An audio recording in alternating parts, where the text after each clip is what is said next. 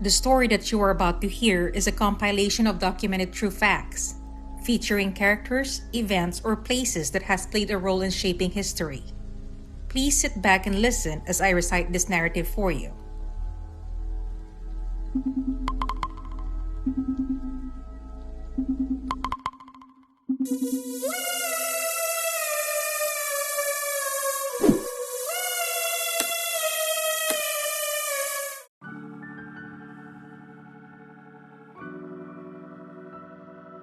During the Prohibition era, George Kelly Barnes, also known as Machine Gun Kelly, was an American gangster from Memphis, Tennessee. His nickname came from the Thompson submachine gun, which was his favorite weapon. He is best known for kidnapping oil tycoon and businessman Charles F. Urschel in July 1933 and collecting a $200,000 ransom for him, which would be equivalent to $4 million today. Urschel had gathered and left considerable evidence that aided the ensuing FBI investigation, which led to Kelly's arrest on September 26, 1933 in Memphis, Tennessee. He was sentenced to life in prison along with his wife Kathryn Thorne Kelly in 1933. He was also charged with bootlegging and armed robbery. George Kelly Barnes was born on July 18, 1895 in Memphis, Tennessee.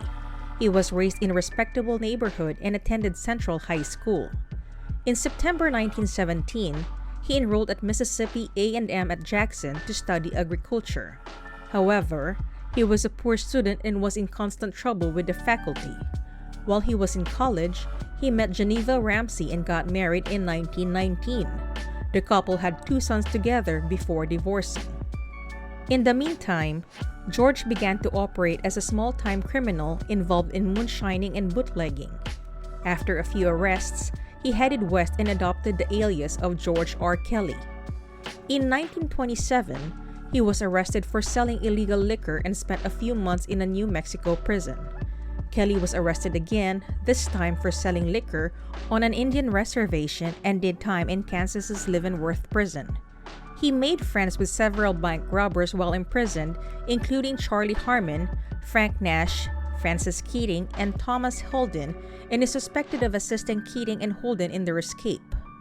Kelly moved to St. Paul, Minnesota with his girlfriend Kathryn Thorne after his release from prison in 1930. They married in the fall of the same year. He reconnected with Keating and Holden there and joined them in a bank robbery. Kelly was involved in bank robberies in several states including Iowa, Texas, and Washington as part of his crime spree. According to legend, Kelly's wife helped build his reputation, buying him a machine gun and nicknaming him after the weapon. She also reportedly gave away shell casings from his exploits to people as souvenirs to increase his notoriety. Kathryn, who had been married several times, was also involved in bootlegging and had a record of her own, including prostitution and theft. She was said to have been a tough woman who often frequented speakeasies, could drink liquor like water, and ran with a crowd of other tough women. Along with bank robbing, Kelly made several attempts at kidnapping. His first venture into kidnapping occurred at South Bend, Indiana on January 27, 1932. When Howard Wolverton, a local manufacturer and banker's son, was driving home from a theater with his wife, they were forced off the road by another car. 2 gunmen then entered their car and Howard Wolverton was ordered to drive out of town. Following the 2 gunmen was another vehicle. 2 miles outside of the city, one of the gunmen took Wolverton back to the vehicle that had followed and left his wife Florence with a note demanding $50,000 ransom. The kidnappers were George Kelly and Eddie Dahl. After driving a blindfolded Wolverton around northern Indiana for 2 days, the victim finally convinced his kidnappers he was unable to pay the ransom. He was released on the outskirts of Michigan City on his promise to raise the money later. Though Wolverton later received threatening letters and phone calls demanding the money, he ignored them. Kelly then reverted back to bank robbery. On September 21, 1932, Kelly, along with Albert Bates and Edward Bentz, robbed the First Trust and Savings Bank at Colfax, Washington, of $77,000. Warrants were issued for the trio and Kelly's home in Fort Worth was raided in November, but no one was at home. Eddie Bentz was arrested at the Dallas, Texas post office and admitted knowing Kelly and Bates, but denied participating in the Colfax robbery. However, he told the police that Kelly and Bates often hid on a Texas farm but didn't know the location. Bates was released on bond and later fled. On November 30, 1932, Kelly, Bates, Eddie Dahl, and another man robbed the Citizen State Bank at Tupelo, Mississippi of $38,000. Kelly and other criminals were also linked to bank robberies in Denton and Blue Ridge, Texas. With his wife and longtime associate, Albert L. Bates, Kelly hatched a plan to kidnap wealthy Oklahoma oil man Charles F. Urschel. On July 22, Bates and Kelly entered the Urschel's Oklahoma City home and abducted Urschel and one of his friends, Walter R. Jarrett, leaving their wives behind. Jarrett was soon let go, but Urschel was held for ransom. Kelly and his gang wanted $200,000 for the oil man. They set up an elaborate system for the handling of their captive and the delivery of the ransom. But they didn't count on Urschel's sharp mind and the authorities keeping track of the ransom money serial numbers. The Kellys held Urschel at the farm of Kathryn's mother and stepfather. The ransom was delivered on July 30 in Kansas City, and Urschel was released the next day. He was unharmed, and although blindfolded some of the time, he was able to provide a number of clues to authorities. While no effort was made by the Bureau to apprehend the kidnappers until after the release of Urschel, an extensive investigation was being conducted. As early as July 24, 2 days after Urschel was kidnapped, information was obtained indicating the probability that George Arg and Kathryn Thorne Kelly were involved in this crime. Consequently, an exhaustive investigation was commenced concerning the history and whereabouts of these individuals. The agents quickly determined that the Kellys enjoyed many luxuries, including high-powered automobiles and expensive jewelry, without any visible means of support.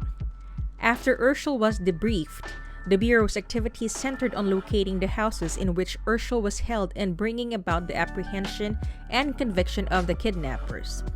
The Bureau soon discovered that Robert G. Shannon and his wife Ora L. Shannon, Kathryn Kelly's mother, lived near Paradise, Texas. It was also determined that Robert Shannon's son, Armand Shannon, lived on a ranch about 1.5 miles from that of his father. After this information was obtained, the Shannon residence was raided in the early morning of August 12. Arrested was Harvey J. Bailey, a notorious criminal and gunman who had escaped from the Kansas State Penitentiary at Lansing, Kansas on May 30, 1933. Robert, Ora, and Armand Shannon were also taken into custody. Harvey Bailey was discovered with a machine gun, 2 automatic pistols, and $1,100. The FBI soon determined that $700 of that money found on Bailey was used in the payment of ransom for Urschel's release, and that the machine gun had been purchased at Fort Worth, Texas by Kathryn Kelly. Charles Urschel was then able to identify the 2 houses as those in which he had been held. He also identified the Shannons as the people who had stood guard over him. After the Shannons were questioned thoroughly, they admitted that Urschel had been held at their residences and that he had been kidnapped by George Kelly and Albert L. Bates. Urschel stated that on Monday, July 31 at about 2 p.m., one of his kidnappers returned and told him that he was going to be released, that they had to leave at a certain time, and that another car was going ahead as a pilot car. He was then driven to a point near Norman, Oklahoma, where he was given $10 and released. Kathryn Kelly's mother, Ora Shannon, lived on a ranch near Paradise. The place was raided and several suspects, including Shannon, her husband, and his son, were arrested on August 12. Bates was caught that same day in Denver, Colorado on an unrelated charge, but he was found to have money from the kidnapping on him. But the Kellys eluded capture for several weeks. They were discovered in Memphis, Tennessee, and taken into custody on September 26, 1933. They were quickly tried and convicted. Both were sentenced to life in prison on October 12. An investigation in Coleman, Texas, disclosed that the Kellys had been housed and protected by Cassie Earl Coleman and Will Casey, and that Coleman had assisted George Kelly in storing $73,250 of the Urschel ransom money on his ranch. This money was located by Bureau agents in the early morning hours of September 27 in a cotton patch on Coleman's ranch. They were both indicted in Dallas, Texas on October 4, 1933, charged with harboring a fugitive and conspiracy, and on October 17, 1933, Coleman, after entering a plea of guilty, was sentenced to serve 1 year and 1 day, and Casey, after trial and conviction, was sentenced to serve 2 years in the United States Penitentiary at Leavenworth, Kansas. In August 1934, Kelly was transferred to Alcatraz after making threats to free himself and his wife from prison in time for the Christmas holidays. When he arrived at Alcatraz on September 4, 1934, he was among the first groups of prisoners to be incarcerated there. During his time at Alcatraz, he got the nickname Pop Gun Kelly. According to fellow inmate Dale Stamphill, the nickname originated because he told big fish stories. The cons called him Pop Gun Kelly after record guns that were popular with kids. The guys didn't take him seriously. This may have stemmed from the fact that in addition to his exaggerated tall tales, Kelly was a model prisoner and did not act like the brutal gangster his wife, the media, and FBI had made him out to be. He spent 17 years on Alcatraz and inmate number 117, working in the prison industries, continuing to boast and exaggerate his past escapades to other inmates, and was quietly transferred back to Leavenworth in 1951.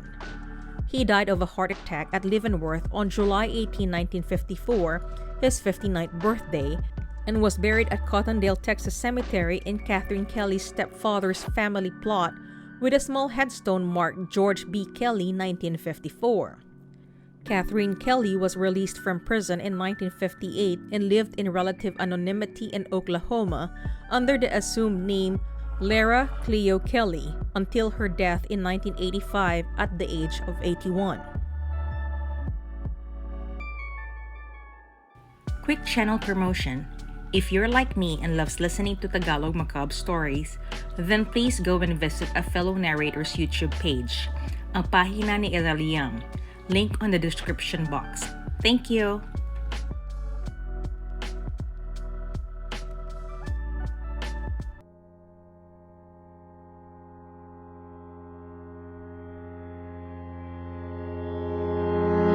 Hey everyone! I just wanted to express how grateful I am that you took the time to listen to my narration. Hopefully you enjoyed it.